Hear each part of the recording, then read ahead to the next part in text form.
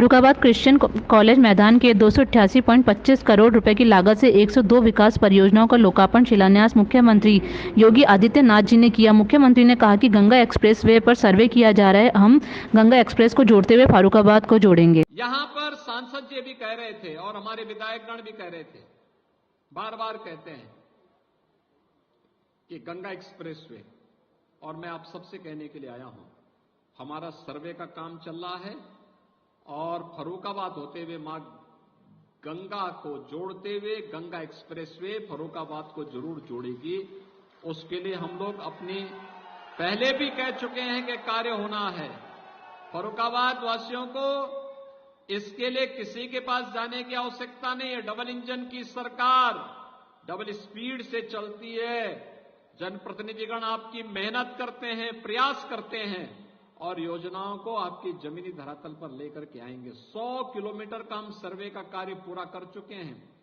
हम लोग इसको गंगा एक्सप्रेस वे से लेकर के और बुंदेलखंड एक्सप्रेस वे तक जोड़ने की इस पूरी कार्य योजना को जमीनी धरातल पर उतारने के लिए बड़े कार्य योजना के साथ काम कर रहे हैं। फर्रुखाबाद आने वाले समय में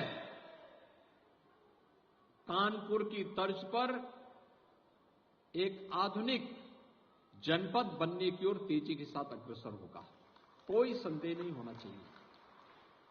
बहनों भाइयों, ये जनपद ने, जिस जनपद ने ब्रह्मदत्त द्विवेदी जी जैसे सपूत दिए हों, जिनका जीवन राष्ट्रवाद के लिए समर्पित था, और आप सब जानते हैं समाजवादी पार्टी के चीर हरण के दृश्य को बेनकाब करने वाला कोई एक भारत मां का लाल था तो वह थे इसी धरती के सपूत स्वर्गीय ब्रह्मदत्त द्विवेदी जी थे। उन लोगों ने उस समय समाजवादी पार्टी के उन षड्यंत्रों को पूरी तरह दूर करते हुए एक आह्वान किया था, राजनीति का शुद्धिकरण होना चाहिए, अपराधीकरण समाप्त होना चाहिए। और बहनों भाइयों, मैं आभारी हूं आप सबका, आदरणीय प्रधानमंत्री जी का, प्रदेश की जनता जनार्दन का, कि हम लोगों ने प्रदेश की कानून व्यवस्था को आज ऐसा बना के रख दिया है कि पूरे देश के अंदर कानून का राज के बारे में जब चर्चा होती तो उत्तर प्रदेश की सब लोग चर्चा करते हैं। बेटी सुरक्षित हो जाए, व्यापारी सुरक्षित हो जाए, अन्नदाता किसान खुशहाल हो जाए और युवा अपने पैरों पर खड़ा होकर के स्वावलंबन का जीवन जीने लग जाए तो विकास इसी प्रकार से सरपट दौड़ता हुआ दिखाई देता है, जैसे आज उत्तर प्रदेश के अंदर है। आखिर यही उत्तर प्रदेश था। 2017 के पहले बीमारू राज्य कहलाता था। लोग ये मानते थे कि देश के विकास का सबसे बड़ा बाधक है यूपी। लोग ये मानते थे यूपी तो ब्रेकर है, लेकिन हमने उसी ब्रेकर को दुरुस्त करते हुए देश का ब्रेक थ्रू बना दिया। डेवलपमेंट का ब्रेक थ्रू बनकर के आज एक ग्रोथ इंजन के रूप में यूपी काम कर रहा है। और यूपी कानून व्यवस्था के मामले में ही नहीं, अपने अन्नदाता किसानों के लिए भी बेहतरीन सुविधा देने वाला राज्य बनकर के उभरा है। आप सोचिए, उत्तर प्रदेश के बारे में पहले कौन चर्चा करता था? यूपी के बारे में यहां जाति की चर्चा होती थी, मत और मजहब की चर्चा होती थी, विकास की चर्चा नहीं होती थी, किसान की चर्चा नहीं होती थी, युवा की चर्चा नहीं होती थी, महिलाओं की चर्चा नहीं होती थी, धामों की चर्चा नहीं होती थी, आस्था की चर्चा नहीं होती थी।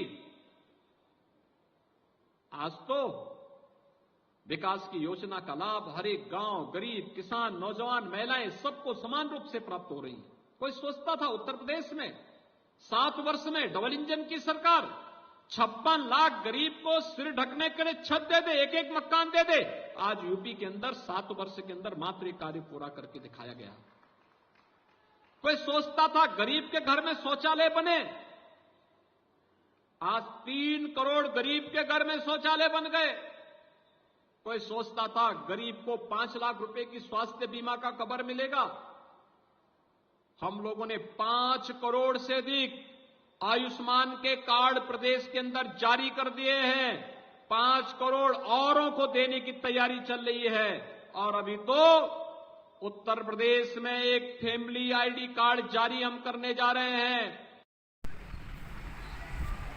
आप देख रहे हैं आवाज न्यूज हरीश कुमार यादव के साथ। आज क्रिश्चियन कॉलेज मैदान फर्रुखाबाद में 288 करोड़ की लागत से 102 विकास परियोजनाओं का लोकार्पण शिलान्यास किया।